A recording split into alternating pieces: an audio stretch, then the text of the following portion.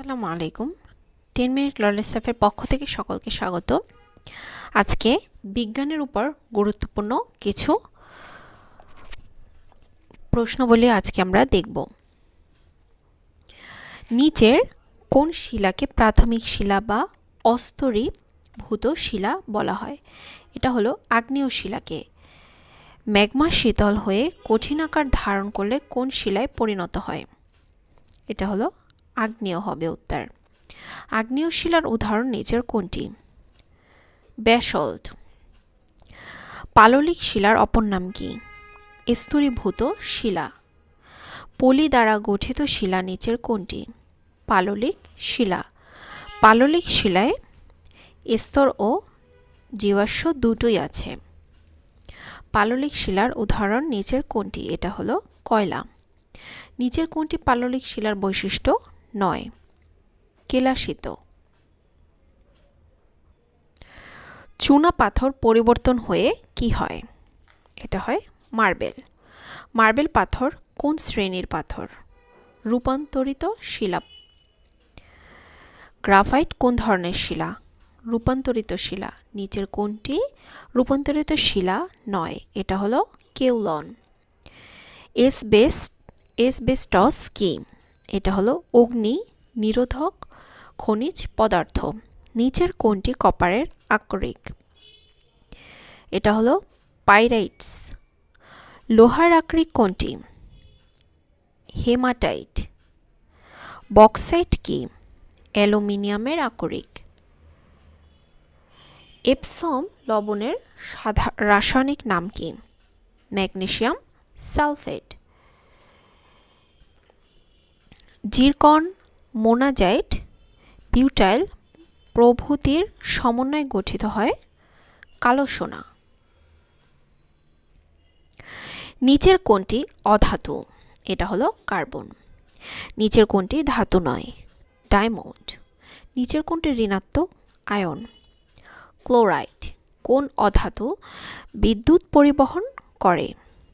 Graphite. 1774 সালে কে oxygen আবিষ্কার করে? Joseph Priestley. হাসপাতালে ব্যবহৃত অক্সিজেনের পরিমাণ কত?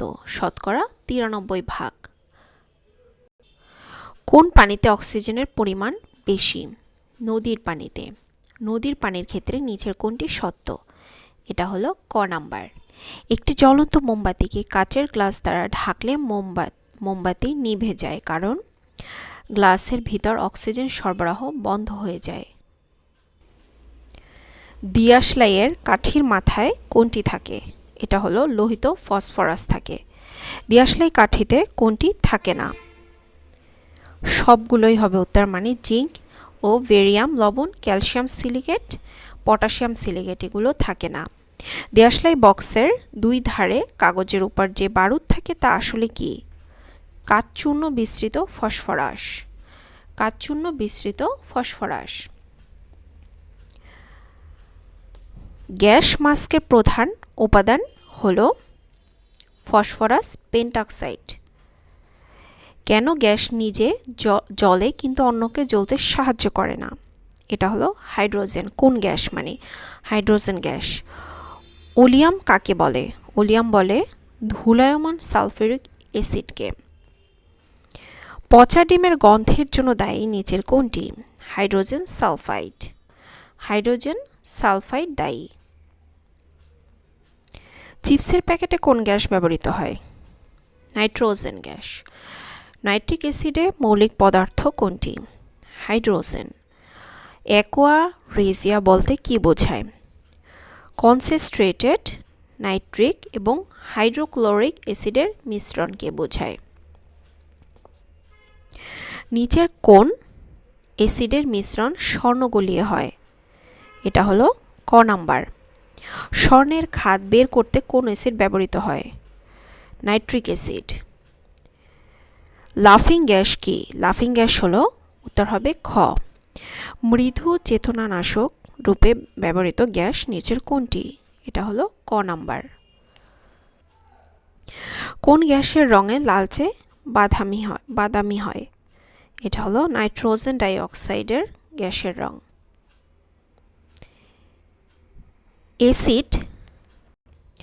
অ্যাসিড বৃষ্টি হয় বাতাসে সালফার ডাই অক্সাইডের আধিক্যর কারণে। নিচের কোন মৌলটি হ্যালোজেনের অন্তর্ভুক্ত? এটা হলো আয়োডিন। অ্যাসিড বৃষ্টির জন্য দায়ী গ্যাস নিচের কোনটি? এটা হলো সালফার ডাই অক্সাইড। আয়োডিন পাওয়া যায় কোথায়? শৈবালে। পানীয় জলে সবচেয়ে বেশি ডিসইনফেক্ট্যান্ট ব্যবহার করা হয় ক্লোরিন। পান করা পানির সাথে ক্লোরিন মেশানো হয় ক্ষতিকর ব্যাকটেরিয়া ধ্বংস করার কারণে। কলের পানিতে সাধারণত কোন রাসায়নিক উপাদান থাকে? ক্লোরিন থাকে। পানিকে সম্পূর্ণ জীবাণুমুক্ত করা যায় পানিকে প্রবাহিত করে ক্লোরিন মিশিয়ে। ইটেচ গ্লাস কি? এটা হলো উত্তর হবে খ HF। কোন হ্যালোজেন অ্যাসিডটি শক্তিশালী? HI। হ্যালোজেনের হাইড্রোক্সাইডগুলোর শক্তি কম হলো উত্তর হবে ঘ নোবেল গ্যাস বা নিষ্ক্রিয় গ্যাস বা ইনার্ট গ্যাস নিচের কোনটি? হিলিয়াম। নিচের কোন মৌলটি সবচেয়ে বেশি নিষ্ক্রিয়? এটা হলো উত্তর হবে খ নাম্বার। কোন নিষ্ক্রিয় গ্যাসে 8টি ইলেকট্রন নেই? এটা হলো হিলিয়াম। এরোপ্লেন ও ডুবুরিদের কাছে যে নিষ্ক্রিয় গ্যাস প্রয়োজন তা হলো হিলিয়াম। হাইড্রোজেন অপেক্ষাকৃত হালকা হওয়া সত্ত্বেও কেন হিলিয়াম দ্বারা বেলুন ভর্তি করা হয়? হিলিয়াম নিষ্ক্রিয় গ্যাস দ্বারা। বিজ্ঞানী ডর্ন 1900 সালে রেডিয়ামের তেজস্ক্রিয় বিভাজন হতে আবিষ্কার করেন রেডন। রেডন কি ধরনের মৌল? তেজস্ক্রিয় মৌল। ফটোগ্রাফিক ফ্ল্যাশ লাইটে প্রধানত কোন গ্যাস ব্যবহৃত হয়? এটা উত্তর হবে গ নাম্বার। নিচের কোনটি নোবেল গ্যাস নয়? ওজোন। নিচের কোনটি নিষ্ক্রিয় গ্যাস নয়? অক্সিজেন। তো আজকের ভিডিওটি এ পর্যন্তই।